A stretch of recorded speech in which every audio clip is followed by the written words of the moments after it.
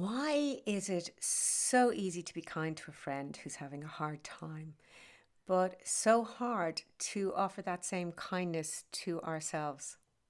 We beat ourselves up for mistakes. We talk to ourselves in ways we'd never talk to anyone else and think that somehow being harsh will make us better.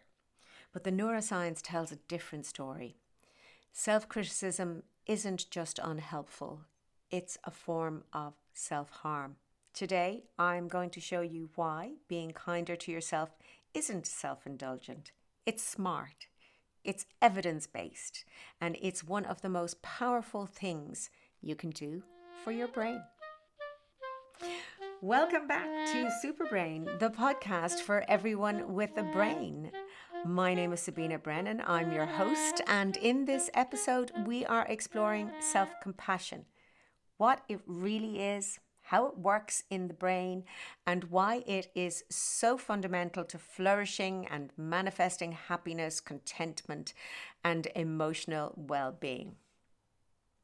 Okay, let's get some context about and around self-compassion, self-love. Self-love itself is a tricky term. In science, we often use self-compassion as a stand-in because it is actually measurable. So I just want to be clear at the outset that self-compassion isn't self-centeredness or self-obsession. It's not self-esteem either, which often involves comparing ourselves to others. In the Buddhist tradition, self-compassion means showing love and understanding to ourselves, staying balanced and non-judgmental, and recognizing our connections with all human beings. In everyday life, self-compassion means treating yourself the same way a caring person would treat someone else, easing your own pain, staying balanced, not focusing too much on any one thing, and feeling connected rather than isolated or alone. Yet, so many of us do the opposite. Myself included. We criticize ourselves, we judge ourselves, we berate ourselves, sometimes thinking it's a form of self-discipline. But the reality is, self-criticism really is a kind of self-harm. It actually activates the same stress pathways in the brain that physical pain does. Imagine that. Instead of motivating us, it actually keeps us stuck in shame, in anxiety, and in avoidance. So what's the science? What does science tell us about self-compassion? Well, researcher Dr. Kristin Neff has identified 3 components of self-compassion. They are self-kindness, mindfulness, and social connection. So self-kindness is being gentle and understanding with ourselves instead of harshly critical. Mindfulness is holding our experience in balanced awareness rather than ignoring it or exaggerating it. Just being aware in a balanced way. That's the mindfulness component. The social connection component is remembering that we're part of the human story, reminding ourselves that we are not alone, that we are not alone in our suffering, and we're not alone in our joy either. So there's a wealth of research actually showing the benefits of self-compassion. They include less anxiety, less depression, less rumination, and less perfectionism, more happiness, more optimism, greater resilience, being more curious, and taking initiative more. So how can I explain this? So in my book, I kind of use an analogy of a dimmer switch and how it affects particular rooms. So if you think of self-compassion as a dimmer switch, turn it up, and rooms filled with joy, self-acceptance, and determination get brighter. Rooms filled with worry, negative thinking, and self-doubt get dimmer. And neuroscience actually backs this up, right? So studies show that self-compassion practices are linked to reduced activity in the amygdala. So that's your brain's fear and stress center.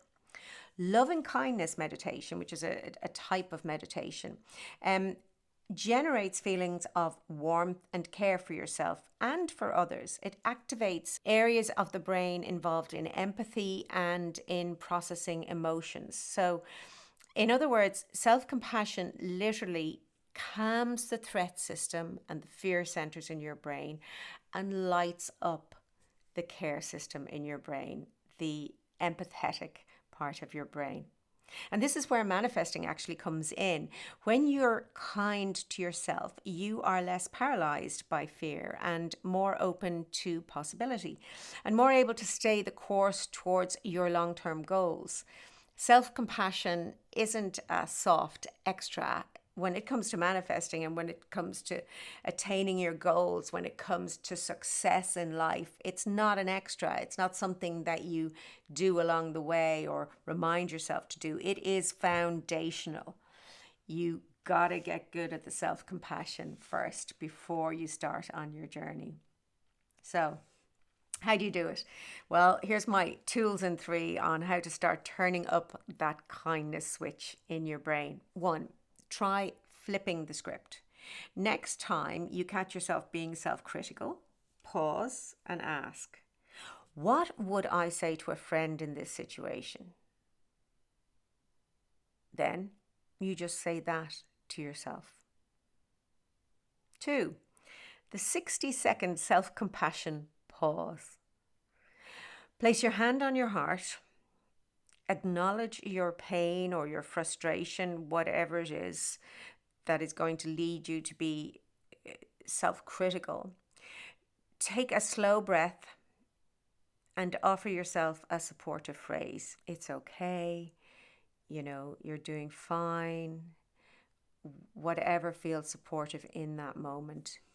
Even a minute of this will help to soothe the threat system in your brain. And 3, connection. Remember connection. Repeat silently to yourself, this is just part of being human.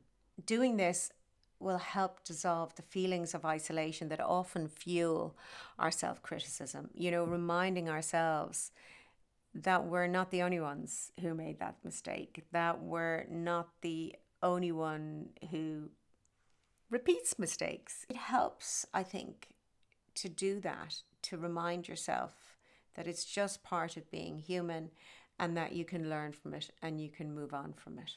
What can you take away? Well, I think I'd like you to take away from this episode that self-compassion isn't self-indulgence. Remind yourself about being connected. Repeat silently to yourself, this is part of being human. I'm just human. This helps dissolve the feelings of isolation that often, are the fuel to the fire of the self-criticism. Just remind yourself that you're only human. Self-compassion, remember, it is not self-indulgence. It is science. It actually reduces stress. It quiets the amygdala in your brain and it switches on those brain regions needed for empathy and to regulate your own emotions. It is also a really powerful antidote to self-criticism. When you criticize yourself harshly, you're not toughening up, you're actually hurting yourself.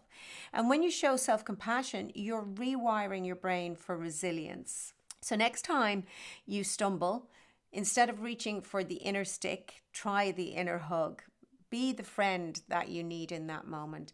And if you want to learn a bit more about how self-compassion supports manifesting, supports you through life, supports you to attain your goals and be more successful, I take a really deep dive into this topic in my book, The Neuroscience of Manifesting. Thanks for listening, and remember, turning up the kindness switch for yourself doesn't just make you feel better, it changes your brain.